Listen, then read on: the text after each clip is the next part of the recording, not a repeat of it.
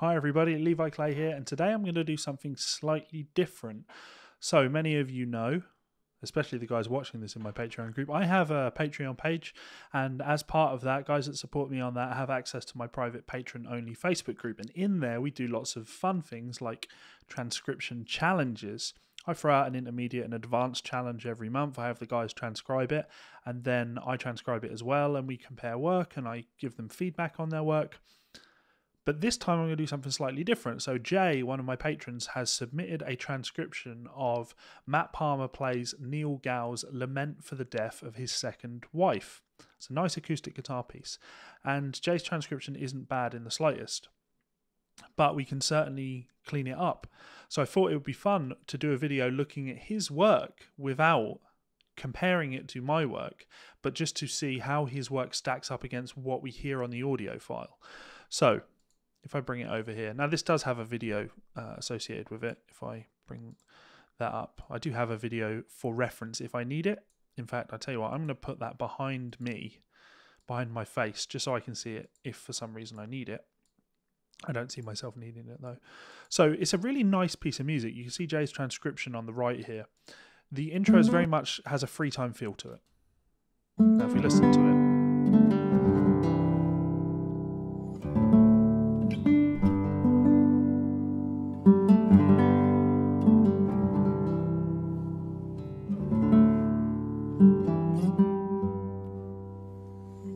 now, just that alone, if we take what Jay's written, I feel that you probably would be able to play the piece. You would be able to interpret what's happening. It might be worth highlighting everything and putting the free time bar markers in there so we know it's free time. But yeah, you could totally interpret it. But here's where things become more interesting. So if we go on and listen to the rest of the piece, when he locks into a tempo here,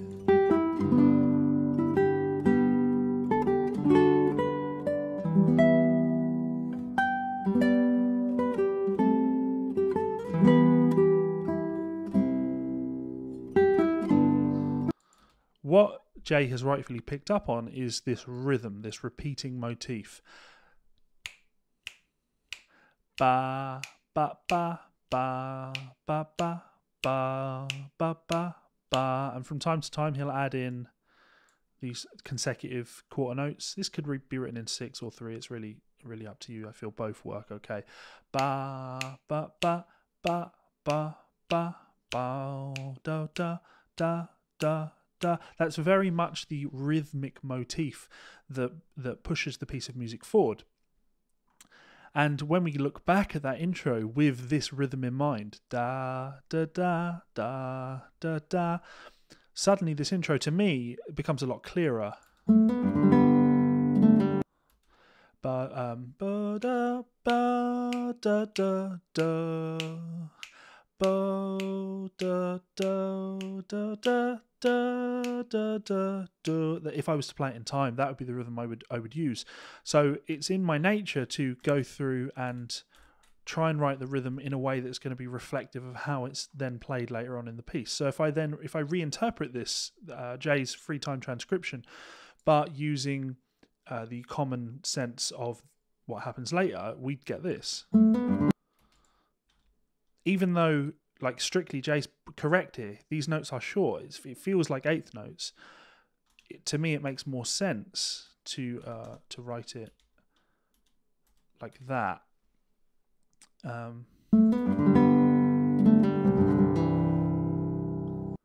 a bar like this, again, what Jay's written is fine, but I would be more I don't know how it's okay. Yeah, so the bar is actually incomplete. I was wondering why it wasn't showing up in red. What I would be more inclined to do here would be to I would make that a grace note and have it tie across like that.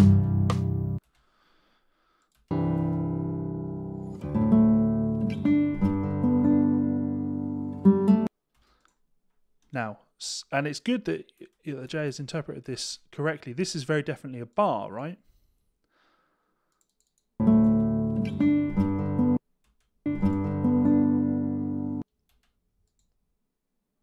I'm just, like the notes.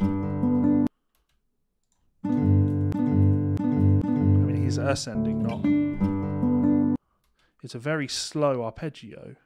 So it's actually an upstroke, and I would really drag. It's so slow.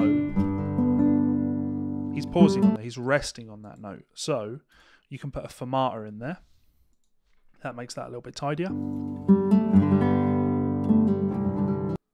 Same principle here. Use the same rhythm that would happen later on in the piece. I can use the same bar in there.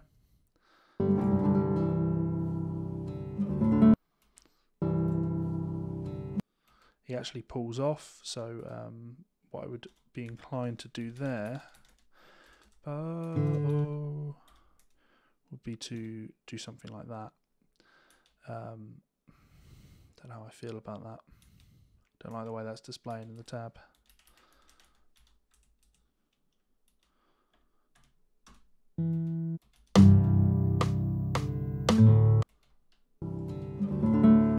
So it seems that you're putting your arpeggio. You seem to be always putting a downward arpeggio, even though these are all upward. So we can fix that though. So I'll use the same rhythm again. Ba da do.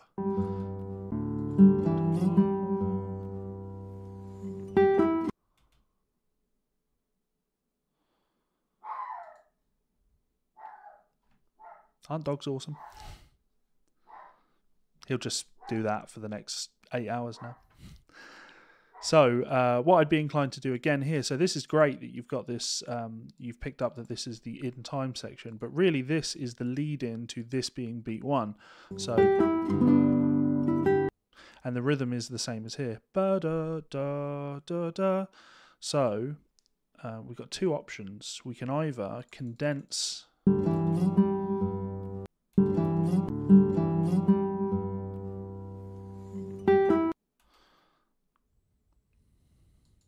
I don't like doing either.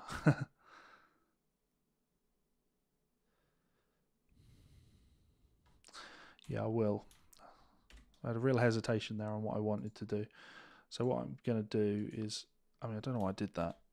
Let's not do that. Let's get rid of that bar line there. Put that there. We'll move this here. And then at that point the music is in time. Da, da, da. There's no rake on that. And these, as I say, these are all rake ups. So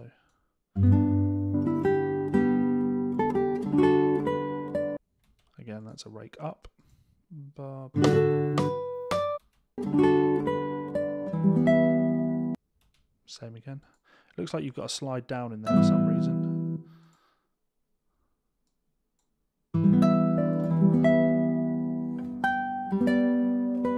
So you've missed out a...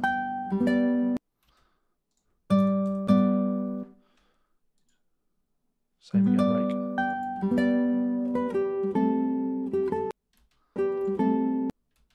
There's no rake on that. Oh, and the notes aren't right.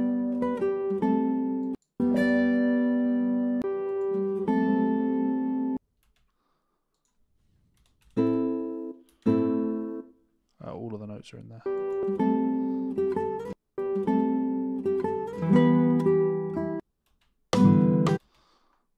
Should be a rake upwards, right? And now here's a good little experience thing, right? You've got a rake here, but you've got him raking across 5 notes. Now, generally speaking, classical guitar players aren't heavy on little finger use. So it's more likely to be the thumb and 3 fingers. So one of these notes I am instinctively going to say isn't being played there. I'm going to say it's probably the D string, but let's take a look.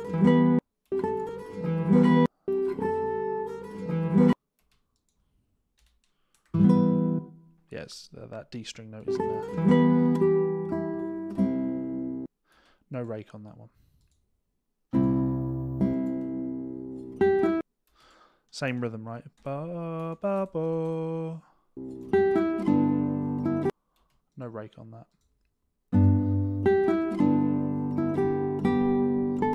No rake on that.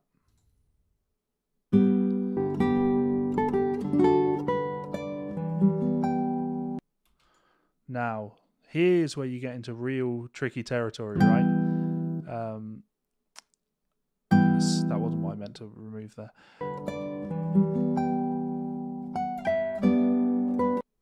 This rake is so slow that you could interpret this as literally just an arpeggiated phrase. I could rewrite this phrase as is that what he plays?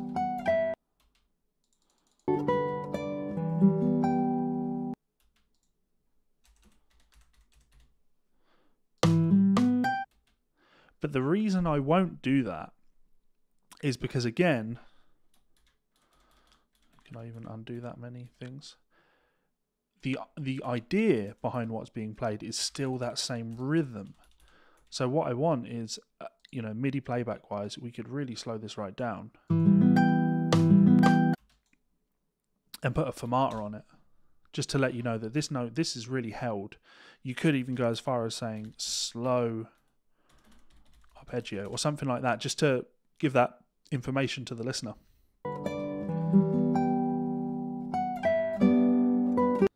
No rake on that one.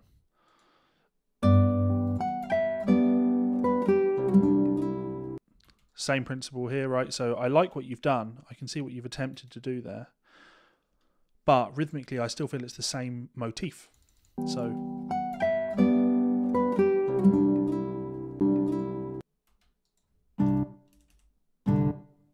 just play other notes in there.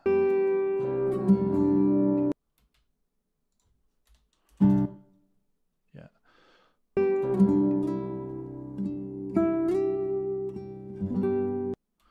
So now with that rake, we could even bring this back a little bit so it falls more on time than starts on time.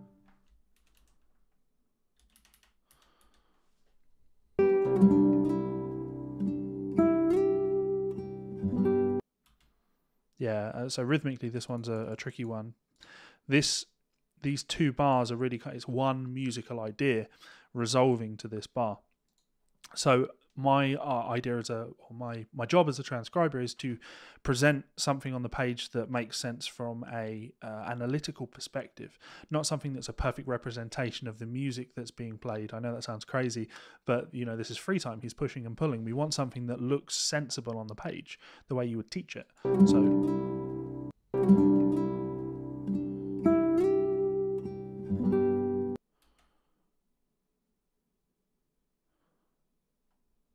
So what I'm tempted to do here is actually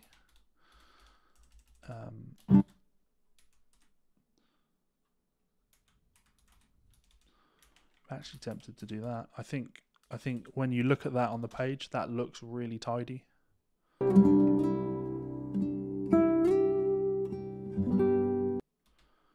Yeah, I think that's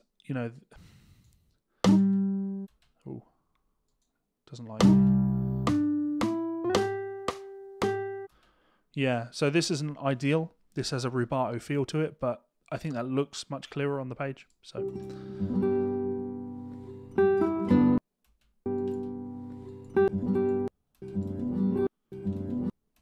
it's an upward rake. Oh, yeah, good. Same rhythmic motif though, right?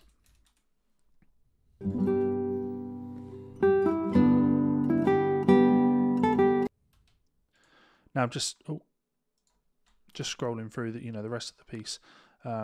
There's more things for me to fix here, and you've got an incomplete bar there. But in general, I feel that gives you the idea of where this transcription could be improved. So I'm going to leave it there, and hopefully that will. I just realised when I kick that, my camera wobbles, so don't kick that.